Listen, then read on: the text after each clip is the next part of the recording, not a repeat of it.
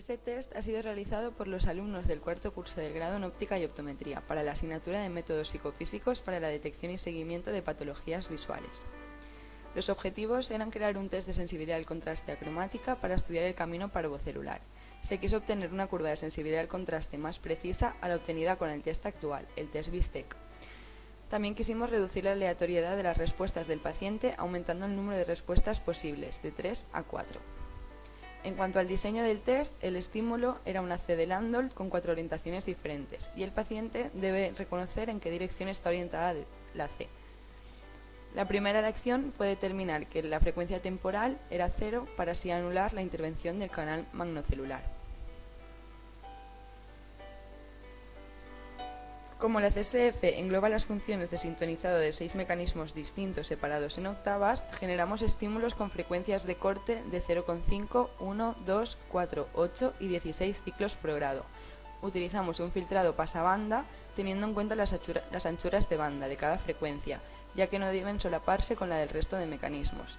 En este cuadro podéis ver las anchuras de banda correspondientes a cada frecuencia estudiada. Para generar el test, utilizamos el programa DemoStimulus. El estímulo era una C de Landolt y el tamaño eran 2 grados para examinar la fóvea.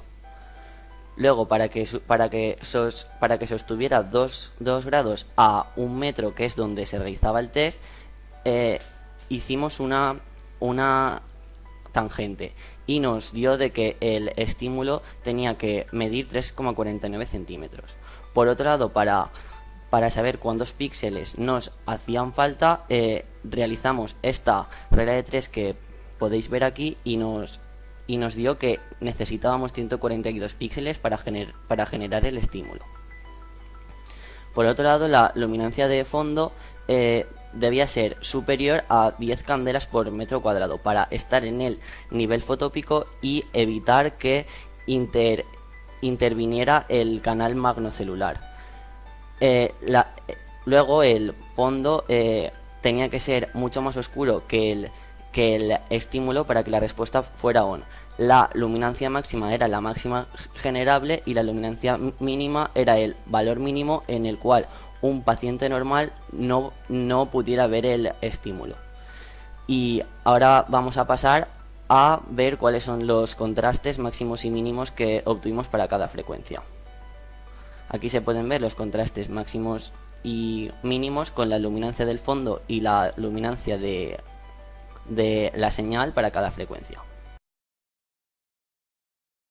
Mediante el programa DemoStimulus seleccionamos 142 píxeles con unos límites de 1-1 tanto para la X como la Y, ya que queremos que el estímulo subtienda a 2 grados para evaluar la fobia. El estímulo va a ser una C de Landolt centrada en 0,0. El radio será de 0,3 y 0,5. La obertura será de 45 grados y aquí tenemos la orientación, que dependiendo de lo que queramos obtener será en 0, 90, 180 o 270. Y mediante calcula, aquí tenemos el estímulo y aquí tenemos la transformada de Fourier. En cuanto a las características cromáticas del estímulo, se utiliza el espacio de definición Boyton-ATD y el espacio de representación Phi X y Z. Solo variaremos los datos del canal acromático. Aquí veríamos la representación y aquí el estímulo. Realizamos un filtraje de Boyton-ATD en gaussiana y solo filtramos el canal A mediante un filtro pasabanda. Aquí ponemos la frecuencia y la anchura de banda.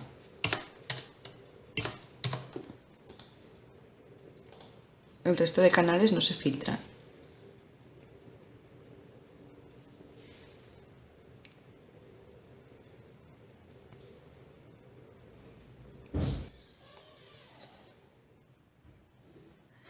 Y aquí tendríamos el estímulo. Una vez generados todos los estímulos para las diferentes frecuencias, nos dimos cuenta que al realizar el filtrado en la frecuencia de 0,5, el estímulo era indistinguible, por lo que esta frecuencia no se utilizó. Los pasos entre contrastes seguían pasos logarítmicos para así obtener valores más seguidos en los contrastes bajos y permitir una mayor precisión en la determinación del umbral del paciente. Aquí podemos ver los contrastes utilizados para las diferentes frecuencias y a partir de esos contrastes se calcularon las sensibilidades también para cada frecuencia. Se crearon dos modalidades diferentes para el test, un test estático y un test dinámico. Para el test estático se utilizó el programa PowerPoint y no se utilizaron falsos positivos. Se evaluaba una frecuencia por diapositiva, a la izquierda la serie descendente y a la derecha la serie ascendente, de modo que en cada diapositiva habían 16 contrastes para cada frecuencia, 8 ascendentes y 8 descendentes. El tamaño del estímulo debía ser constante para que se obtuviera 2 grados, y el método psicofísico utilizado fue el de los límites ascendentes y descendentes.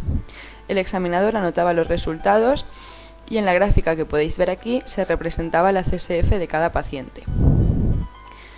Pero obtuvimos un problema, y es que todos los pacientes obtenían las mismas respuestas, y no se pudo determinar el umbral para la frecuencia de 1 ni 2 ciclos por grado, ya que los pacientes percibían hasta el último contraste. Para obtener mayor variabilidad en las respuestas se intercalaron nuevos contrastes y para evitar que las frecuencias de 1 y 2 ciclos por grado no fueran completamente visibles, se determinaron nuevos contrastes mínimos que no fueran detectables. Ahora vamos a ver el test estático. A la izquierda veremos la serie decreciente y a la derecha la serie ascendente. Aquí vemos la frecuencia de 1 ciclo por grado,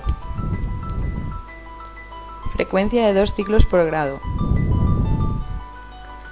frecuencia de 4 ciclos por grado, frecuencia de 8 ciclos por grado y por último frecuencia de 16 ciclos por grado.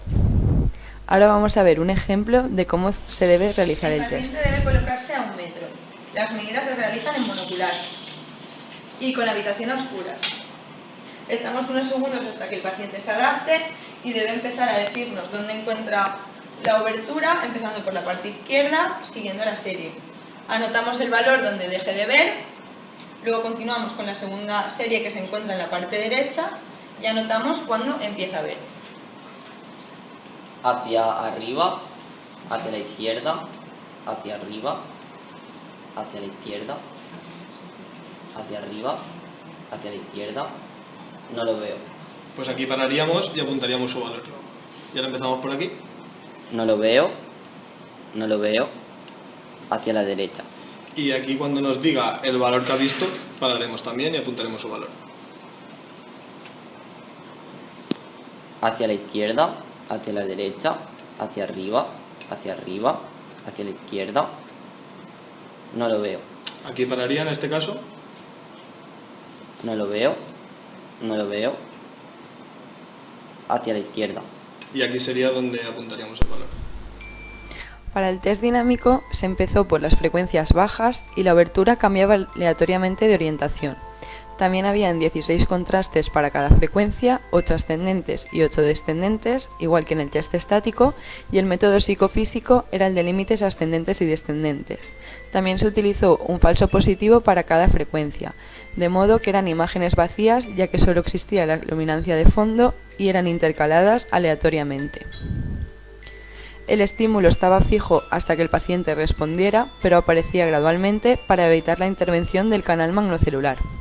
El paciente respondía con las fechas del teclado marcando la orientación y apretaba la tecla 0 si no percibía ningún estímulo.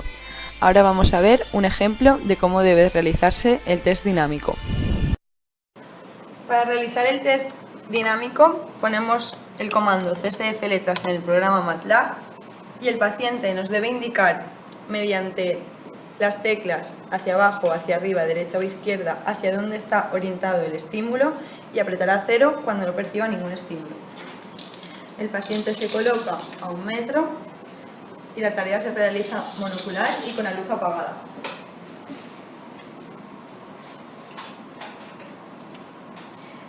El programa presenta primero una serie descendente y luego una serie ascendente para cada frecuencia. Se evalúan 5 frecuencias diferentes. La orientación del estímulo es aleatoria. En la serie descendente se para cuando el paciente falla y en la serie ascendente se para cuando el paciente percibe el estímulo.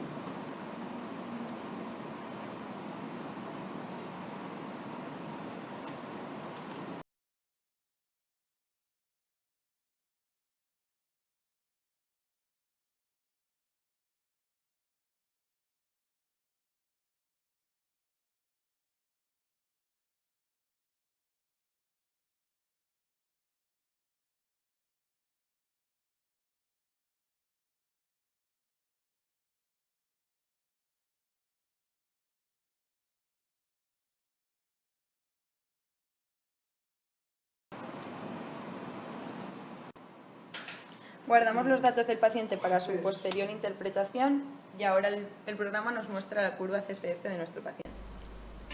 Para comparar nuestros resultados con otros test, se obtuvieron dos bases de datos, una con el test PCSF, que es un test de medida estándar que utiliza sinusoides, y otra con nuestro test, para así poder comparar los resultados. En esta gráfica podemos ver los resultados de la CSF obtenidos.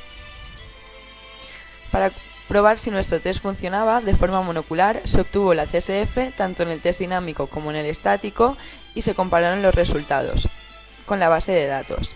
Además, también pasamos los test a dos pacientes patológicos y a un paciente normal con un filtro azul, para poder comprobar si nuestro test detectaba patologías y simulaciones. Pudimos ver que nuestro test sí funcionaba. Aquí vemos los resultados. En la zona inferior, en color amarillo y verde, podemos ver la CSF de los sujetos patológicos y simulados y podemos también ver cómo nuestro test los detecta. En cuanto a las propuestas de mejoras, deberíamos calcular el tamaño adecuado para la frecuencia de un ciclo por grado, ya que al realizar el filtrado nos salía cierto recorte por los lados, y esto puede ser una pista para la detección de la orientación. También deberíamos aumentar la base de datos con más pacientes y también realizar una base de datos en función de la edad.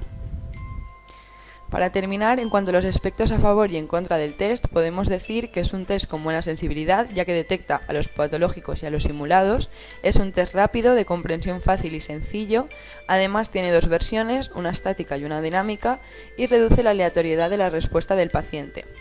Los sujetos potenciales de este test no están limitados ni por edad ni por el nivel intelectual, y es un test de graduación que permite ver la evolución de la CSF del paciente. En cuanto a los aspectos en contra, nuestra base de datos tiene pocos pacientes, en la frecuencia de un ciclo por grado existe recorte debido al filtrado, se necesita corrección para la distancia del test y también se necesitan unas condiciones ambientales adecuadas, es decir, la sala tiene que estar con la luz apagada. Recomendamos esta actividad ya que nos ha servido para asimilar los conceptos vistos en clase y esperemos que este vídeo también os haya servido a vosotros. Muchas gracias.